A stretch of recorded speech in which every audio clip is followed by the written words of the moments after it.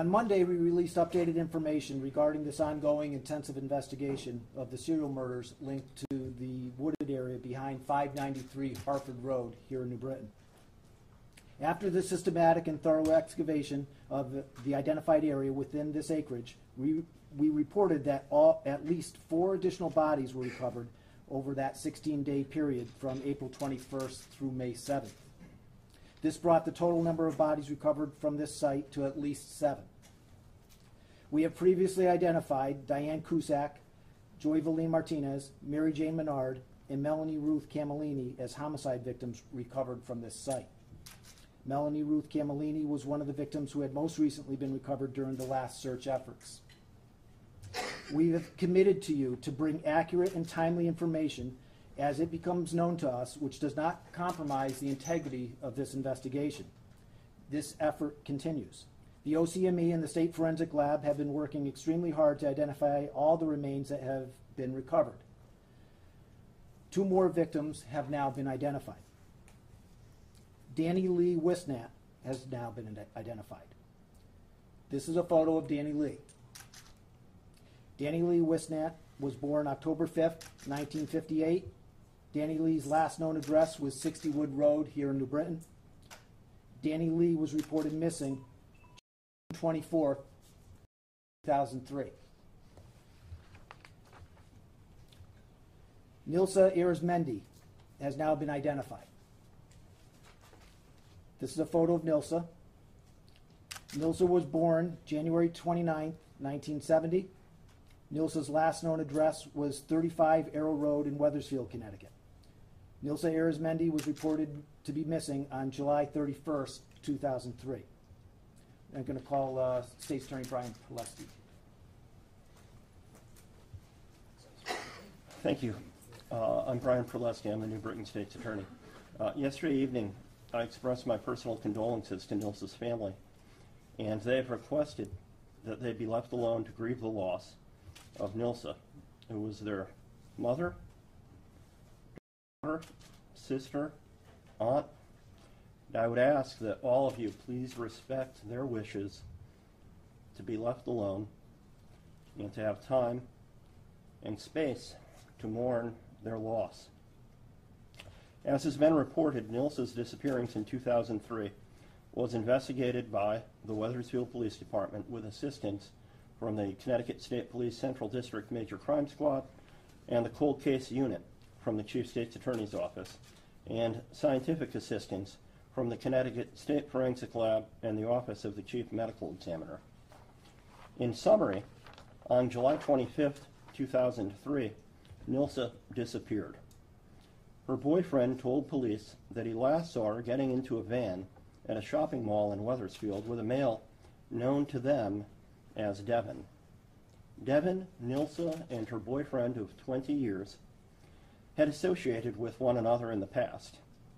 Prior to this night, Nilsa had maintained regular contact with her family, including her children and her mother. Since July of 2003, none of them have heard from Nilsa. Information was developed with respect to a van matching the description given by Nilsa's boyfriend. That van was registered to Dorothy Holcomb of New Britain, and it was learned that Ms. Holcomb's boyfriend was named William Devin Howell. Date of birth, February 11th, 1970. This is a photograph of Mr. Howell. On November 12, 2003, Wethersfield detectives attempted to interview Mr. Howell at his girlfriend's home in New Britain. Although those detectives could see Mr. Howell through a window, Ms. Holcomb denied he was there. This is the first time Mr. Howell could have known that police wanted to talk to him concerning the disappearance of Nilsa Arizmendi.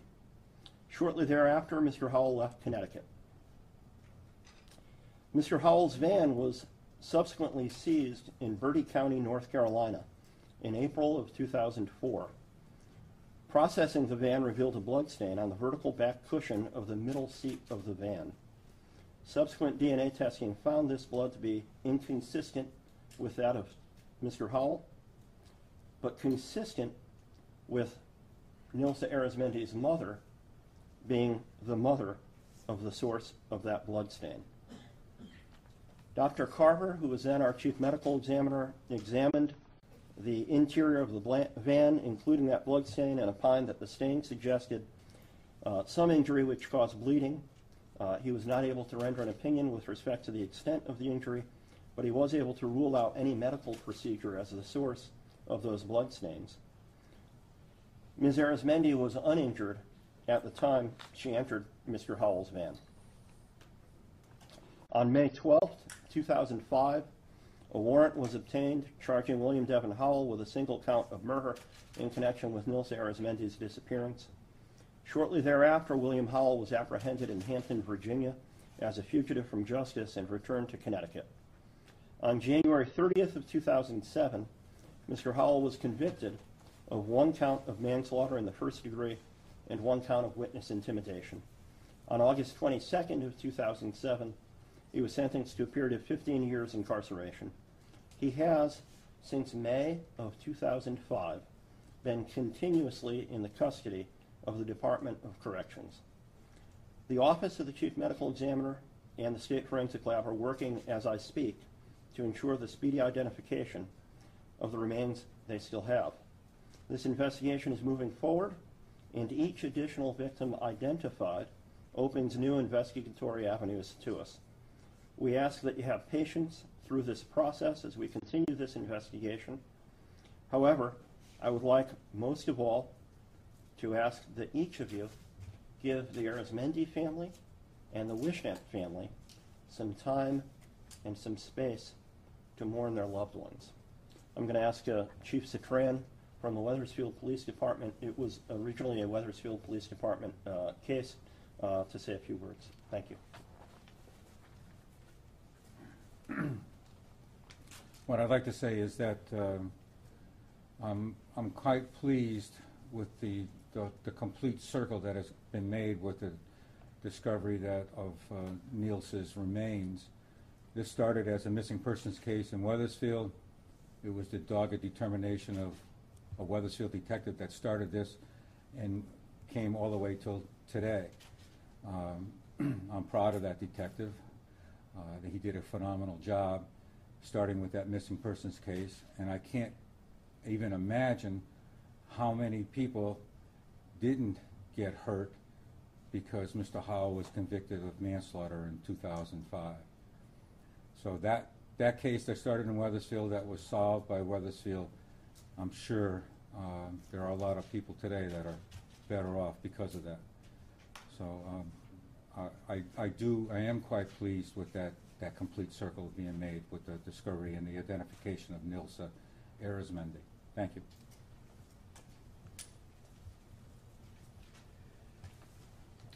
I met at length last night with the Wisnat family. They expressed the same sentiment as the Arizmendis.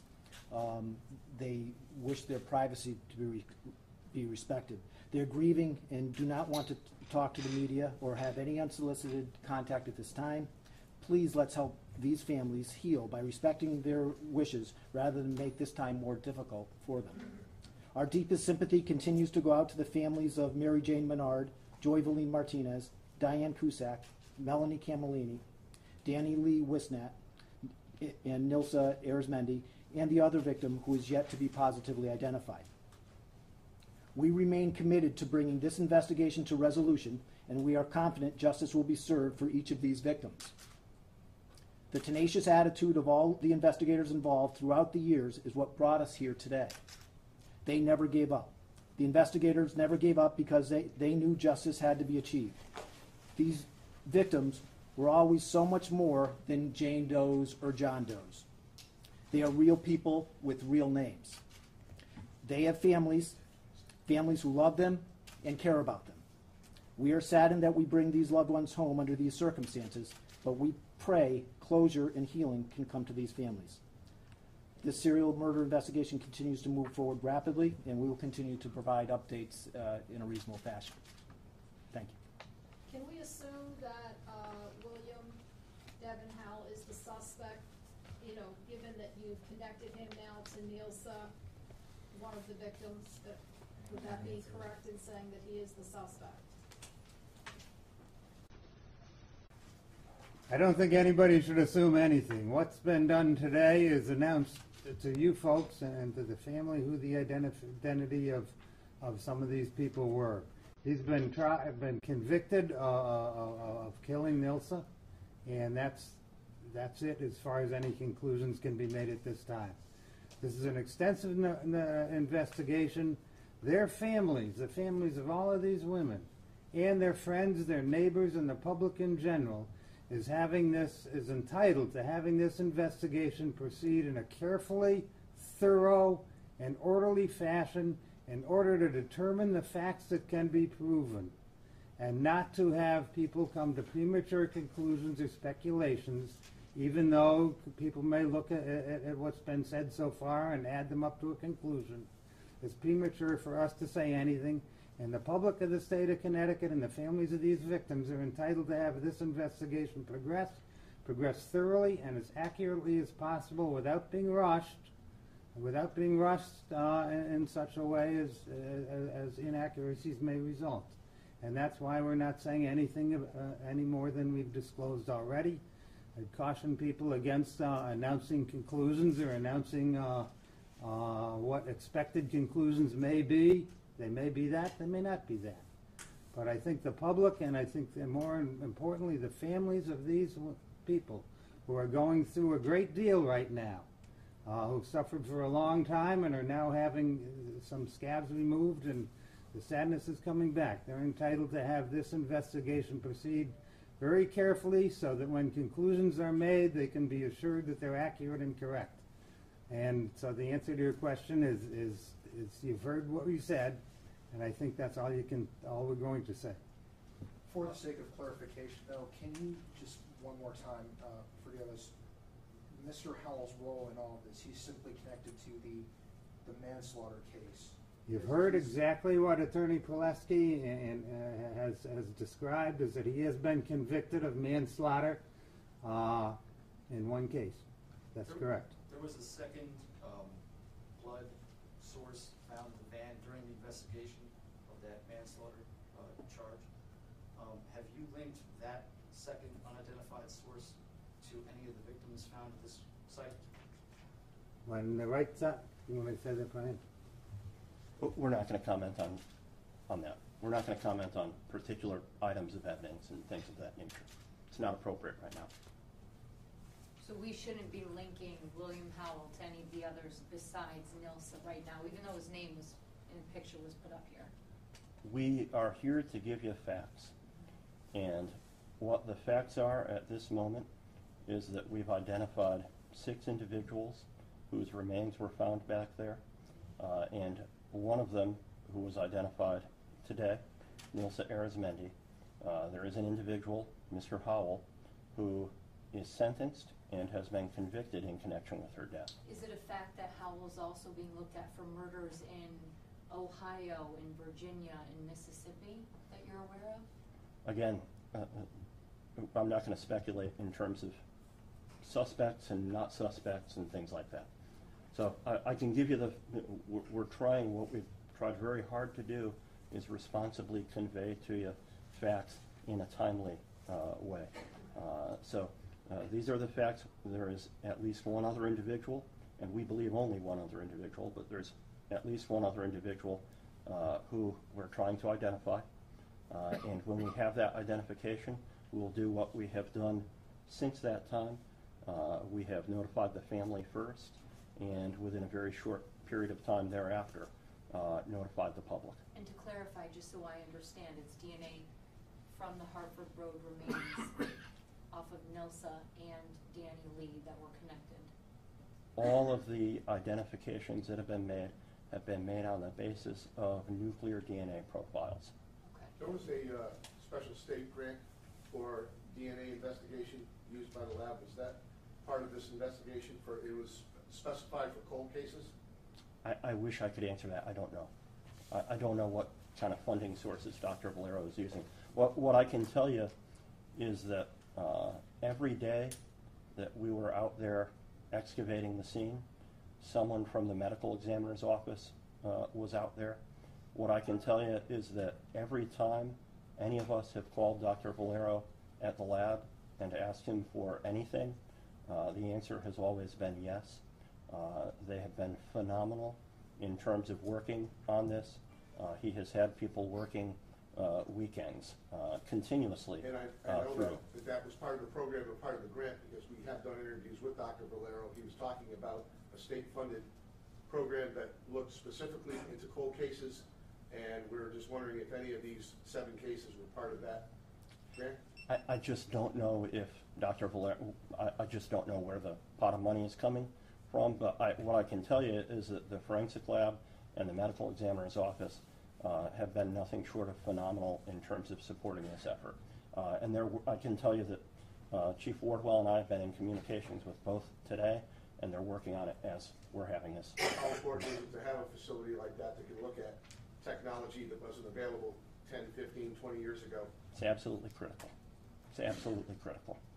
Is there a time frame as to how soon you might expect a hit back on that second set of DNA found in Howell's van or the girlfriend's van? I'm not going to comment on timeframes other than to say I think it was reported somewhere that there was an arrest that was going to be imminent, and what I can tell you that at this point we do not believe that there is an arrest imminent. We are still very actively investigating. Where is that van now, the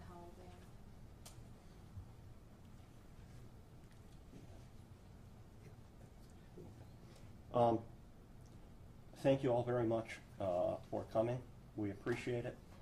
And what we will do is try to get out accurate information in a timely fashion when we have it, and that's what we've been trying to do. Thank you.